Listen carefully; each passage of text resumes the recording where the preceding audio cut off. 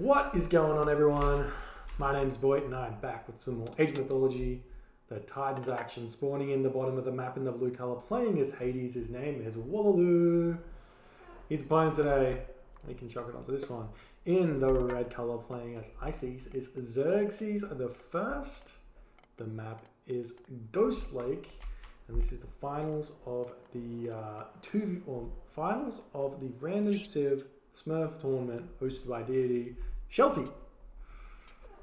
Doing very good this evening, and these are the recorded games. Unfortunately, could not stick around for the finals on the day of the Smurf tournament. Was heading into the 2 a.m.s, and unfortunately, my body does not function at that hour of the morning. One day I'll work out a way to be alive then, but it's not going to be anytime soon, I think.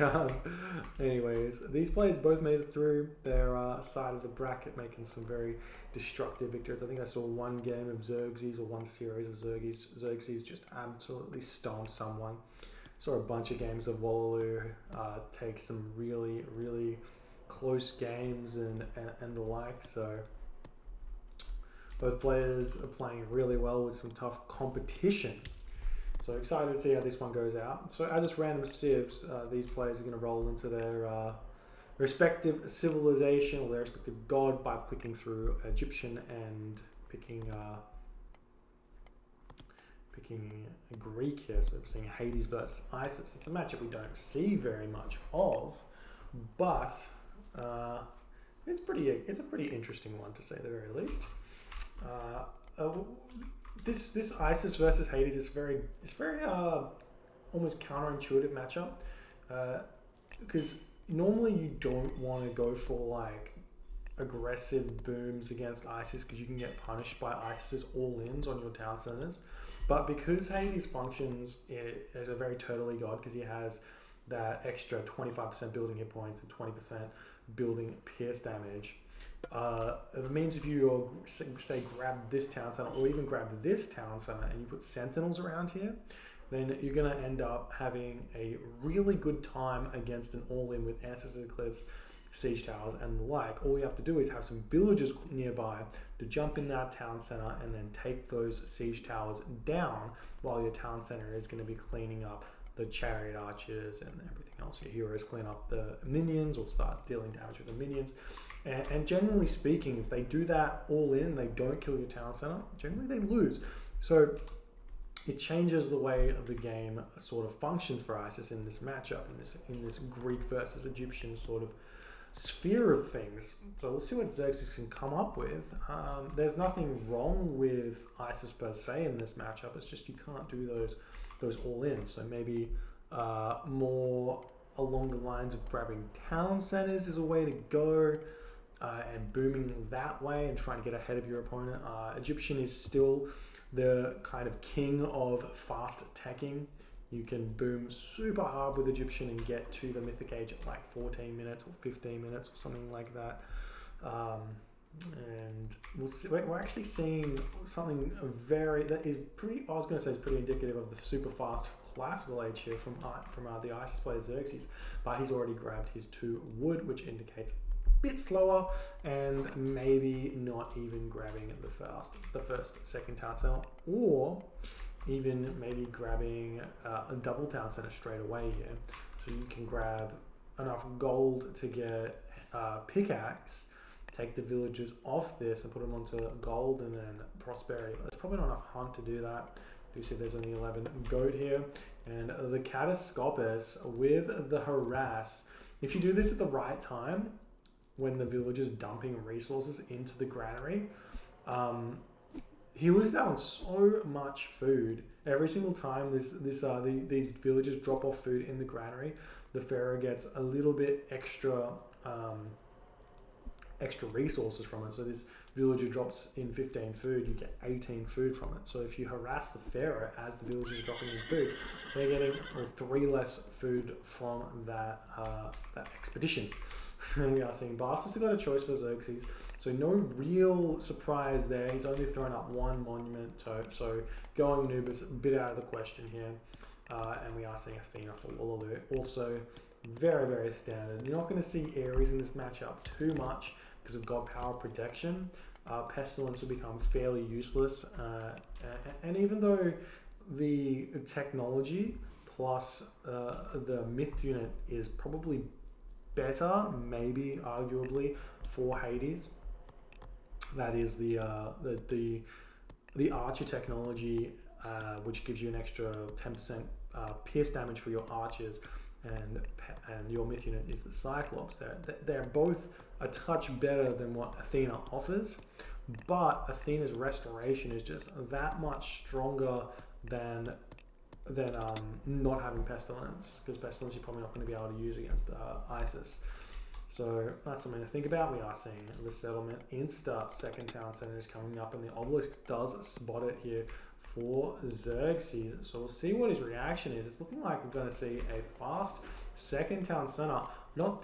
Fast heroic, not second town center. I was thinking ahead of myself. Fast heroic with 2 monuments means that we're going to see Scorpion Men here.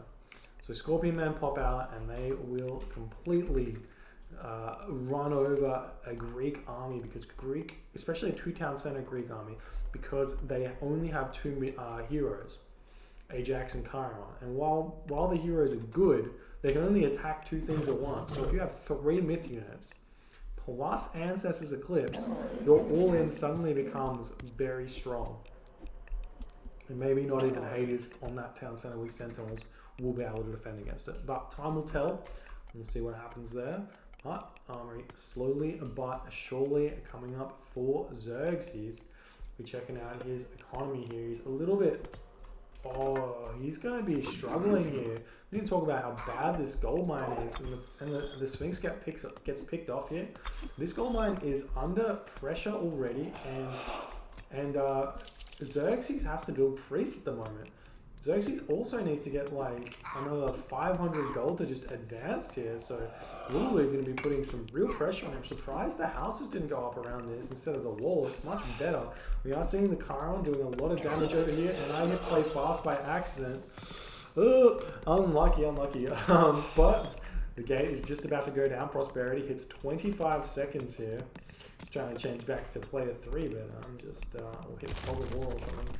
Alright, so Xerxes will be pushed off this at this point. He's got 4 priests and a pharaoh. The pharaoh is getting targeted down first, and he's going to get picked up. No, he jumps into the town center. Luckily gets in there, and then the ancestors, or the Nephthys, will be coming through fairly shortly. I don't think it's a bad idea to try and sneak a gold mine at this point, just because this is really, really unfortunate here. And Wooloo can just kind of... This is one of the few situations as Hades where spamming just Toxotes may be enough to win the game. So we'll see if this is going to be doable for Xerxes or not. But the obelisk at the bottom gets picked up. He knows there's a large gold mine here. There's one on the side of the map which could potentially be snuck. There is no scout on that gold mine.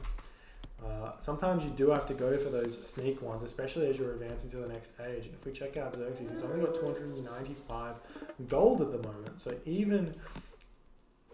We'll see what he can do. He's got 44 favor, so that's a 1 Scorpion Man. The villagers back onto this gold mine, trying to just etch out that extra 105 gold here. The units have spotted him, and this villager's about to die. And he's going to run away with these villagers. He's managed to grab about 9 gold from each of them, so that's going to get him closer here. The market's instantly going up, so he can trade his way up to the Migdol stronghold. But Wooloo is in a commanding position right now. The Scorpion Man out, getting chased by this Ajax. Ajax only got 51 HP though.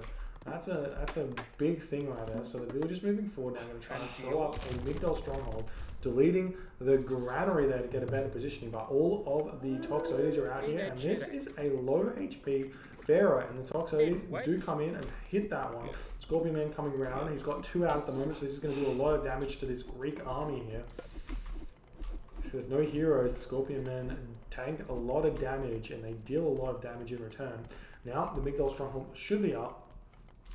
So Wooloo, he may be able to sit in this gap though, and just deny like half of this gold mine already, even though he's got the Migdol up. So not even the best spot for him. But still trying to do some damage with these Scorpion Men. Not quite getting that special off, unfortunately. We'll see if he can survive for the moment here, but Double town center for Wooloo. Spamming villages. Population count is 59 to 96. So the Egyptian player's got a lot of catching up to do. But in the positives, he can just go a wood-based army here. Just chariot archers and scorpion men. That allows him to boom with only 4 villages on food. Or produce villages with only 4 villages on food. You can see he's got them now. He's got 400 food in the bank. So he's going to be able to produce villages for quite a while without any issues there. So now the next issue for Xerxes is going to be getting his second gold mine and getting some town centers going. Otherwise, this Greek player is just going to just boom absolutely out of control here. And he already kind of has. Yeah, the economy hasn't been touched yet. He's about to go heroic age, probably through Apollo, you'd have to think here. Yes. Or no, Aphrodite, the god of choice. I guess that does allow him to timing attack the gold mine a little bit better. Nice micro from Xerxes trying to pull his archers back. But pick it off, or sniping the Hippocon there is also nice for him. But he's going to have to do a lot more than that to stay in this game. Another stable coming up. Oh, getting the raids onto this forward wood here. I don't know why you'd ever chop down this forward wood. It's a really nice natural defensive point and you're thinning it out. But just grab the side trees here would be much nicer. Ancestors Eclipse comes down, jumping onto these guys in the back here as the chariot archers almost all get picked off before they spawn, and then the wall's kind of already up. But if we can send some of these ancestors in onto the economy of Wooloo, then we will be able to see some serious damage to his economy done, because this Ancestors Eclipse is a speedy bunch of units at 6.00 speed with the Eclipse buff. This gives it 1 extra speed. You can run around and just pick off villages left, right, and center here. We're seeing that's kind of what's happening. But Wooloo hits the heroic age there through Aphrodite, so now he's got access to Curse to pick off nearly every single one of these chariot archers when this Eclipse is finished. And not only, he's still fighting this, he should not be fighting this, just run away, retreat into your town center, and you're completely fine, but just losing some unnecessary units there. And also the Scorpion Men doing so much damage, 37.5 damage per second on those Scorpion Men is nothing to be sneezed at all. But now the Eclipse is over, the chariot archers running away, the Nemean Lion roaring, and all of the good things that come along with that. And the Migdol Stronghold is coming up now for Xerxes. But I guess we're just about to run out of food here. Still got a couple more berries he can eat, and there are berries over here if he wants to risk that. But the Migdol Stronghold should be out. He should be chucking up a monument over here. Maybe this monument to the villagers is in range. I'm not sure exactly what the range on this monument is, but I know pre-patch it would be in range to about here.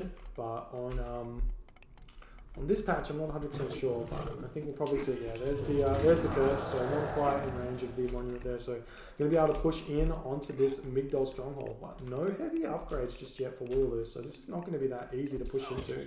And we do see more and more of these chariot archers are getting picked off, and for some reason Xerxes just does not, well, he doesn't have hand axe, that's why.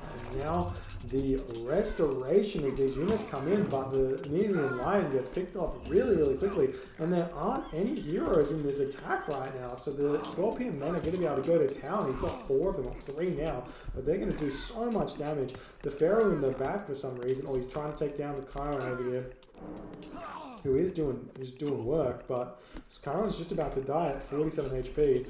He's making some nice work with the running. We've got 5.5 speed, so we can dodge arrow fire, which is huge, but the Scorpion Men have almost all been dealt with. Wooloo grabs a 3rd town center now, so he's going to be booming even more out of control right now. And that's going to allow Xerxes a little bit of breathing room in this game as we continue here. Well, the chariot archers are building up again. He needs to have more villagers on wood. Only 20 on wood without hand axe means that you're not going to be able to support these at all, especially if you're trying to build Scorpion Man as well.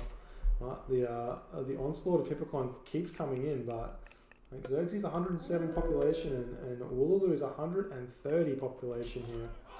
So you can see he's still got the advantage, and he's really trying to press it because he knows that give Isis an inch, he's going to take a mile. So Not going to allow him to do that one there. Potentially just go straight to the Mythic Age is another option here. Go to Feistus and just grab full armor upgrades is a way to just push your advantage, and there's not a lot of defense against that.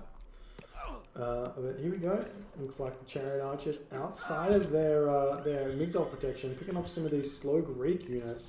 Really nice micro here from Zerg. He's keeping most of these guys alive, but every single time he's turning around and fighting, these Peltats in the back are managing to do a lot of damage, as well as the Toxotes and the Chiron. So gotta be super careful with that. And when you turn around to attack, you gotta kind of pull some chariots back that are getting targeted here. But you know, seeing the army still fighting, but yet again he picks off a unit, but loses. Actually, didn't even pick up a unit. They just loses Chariot Archers coming back into this Migdol stronghold.